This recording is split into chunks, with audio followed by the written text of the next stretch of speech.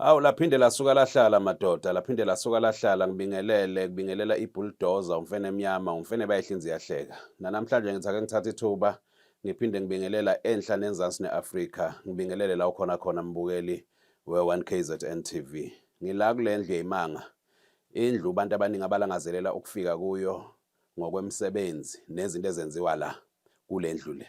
Le ndlu yindlu esikwazi ukuthi sipheke umuntu aphume avuthiwe ayilento afuna ukuba yiyo. Ukhumbule ukuthi uma sikhuluma ngempilo sikhuluma ngento ejule kakhulu edinga ukuthi ngaso sonke isikhathi kube yinto ozoyilandelela ngokwendlela nemigomo yakhona eyenziwayo ukuze ufike la ufuna ukuya khona. Lana sikhuluma endlini noma endaweni la ngisebenzela khona ngumfene emnyama. Le ndawo le angidingi umuntu omancikancika, angidingi umuntu onongabazane onevale entanyeni njengentethe. Lana ngifuna umuntu owaziyo ukuthi empilweni masikhuluma ngempilo sikhuluma ngani, sikhuluma ngento afuna ukuthi imthathe imbekephi. Lana sikhuluma ukuthi usuhlulekile empilweni, yonke into uyenzile, wazama kuhamba zonke indlela, waphinde wahamba zonke indawo. Uthi uzama impilo, uzama into ezokulekelela. Ukhumbule mbukele ekhaya ukuthi yonke into ekhona emhlabeni kufuna ukuthi ibe nesupport. Mangabe uphila impilo enganayo isupport yento ethize, leyo nto leyo isuke ikhomba ukuthi izohamba iphelele emoyeni njengentuthu, izohamba ifeyile ngokwendlela yempilo, ngoba empilweni ithi impilo yonke into esemhlabeni siyayibanga. Njengoba sikhuluma ngemali, mangabe nje uthi wena ufuna ukuba nemali, sikhuluma ngento ebangwayo, wonke umuntu ubhizi. Mawuphuma uya edolobheni langakini, bantu behlaba yenyuka, wonke umuntu ubhizi. Mawungambuza ukuthi yini ubhizi, ufunani, uzokwenzana edolobheni, akusikuningi. Into ayifunayo uzofuna imali. Manje uma ngabe uwumuntu ocabanga kahle nowazi izinto, uyazi ukuthi impilo yakho mangabe ufuna kuba yilento ofuna ukuba yiyo, kufuna leyo nto leyo ukuthi uyibuild from the start, uyakhe ugcine uyilento ofuna ukuba yiyo.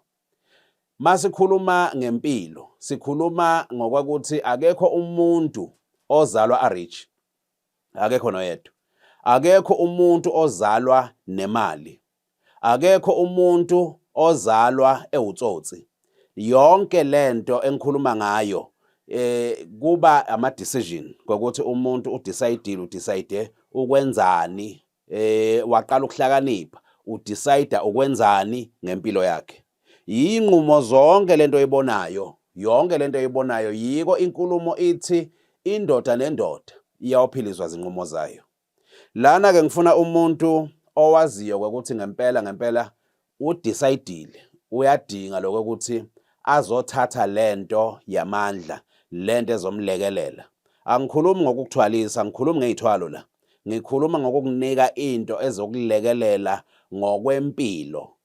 Udecide ngokwempilo ukuthi empilweni yini into ofuna ukuyenza, ngoba awudecidelwa umngani wakho, awudecidelwa abakini, awudecidelwa ubaba nomama wakho. Umuntu nomuntu uyayidecidela. Yiko ngingayifuni iy'ngane la.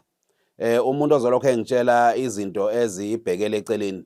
Ngifuna umuntu owaziyo ukuthi yena uhleleni ngempilo yakhe. Impilo yomuntu yinto ethinta umuntu oyi-1, not abantu ababili.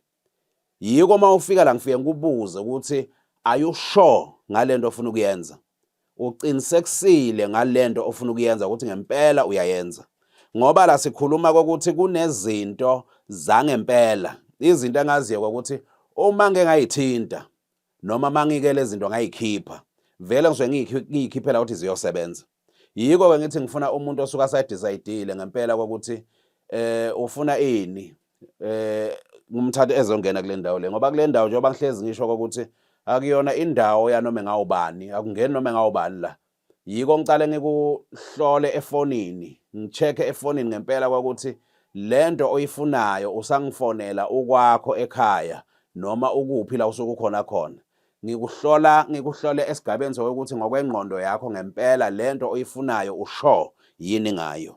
Ngoba lana sikhuluma ngezinto ezinamandla, izinto ezizokulekelela, izinto ezinganayo u-reverse. Mase zike zakhishwa, zikhishelwa ukuthi ngempela ziyophusha. ziphusha lento le ezikhishwa lethi ziyoyiphusha. Lana-ke ngifuna umuntu othi mina sengidecide, mina sengiyazi ukuthi empilweni ngifunani. Angumfuni umuntu ozolokhu engibalela ukuthi usehambe kuphi nakuphi kwenzakalani. Iy'nganekwane ngiyithandi, iy'nganekwane futhi angiyilaleli. Angifuni ungizele ney'nganekwane, ngifuna umuntu owaziyo ukuthi okay, njengamanje sengidecide ukuthi sengifuna kuya kule level le yokugcina ngempela ngidinga lento ezongithatha ingibeke la ngithanda ukuya khona.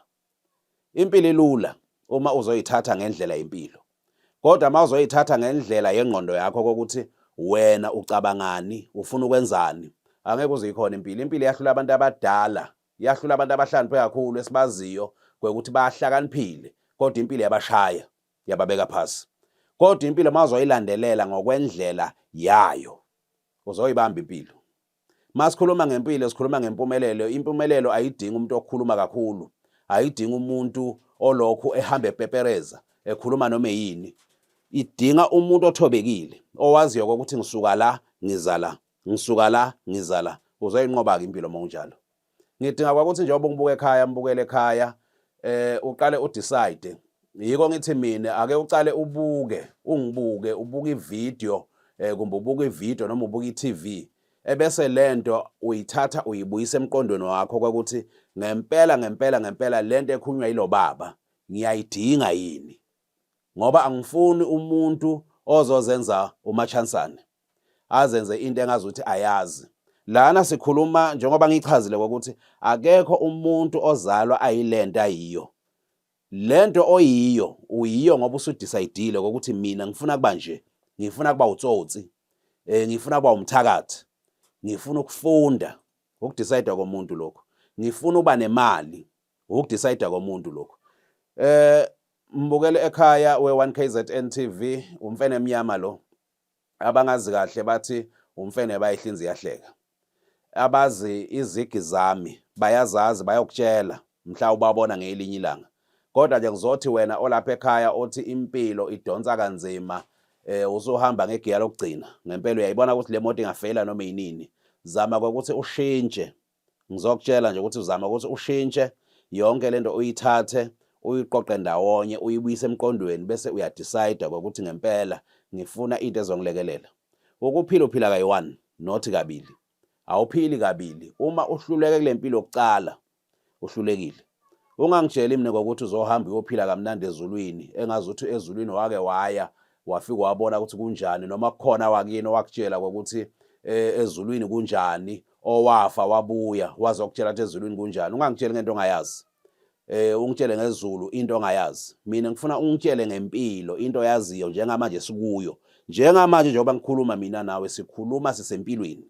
Lento engikutshela yona ngikutshela ukuthi woza ngikunike lento esiyibiza ngamadoda, ngikunike lento ezokulekelela, ngikunike lento ezokuthatha from 0 to le number oyifunayo, ngoba la kuyadecidewa ukuthi mina ngifunani. Ngisa emakethe, mangibuye emakethe ngiyaliqhuba uhlelo.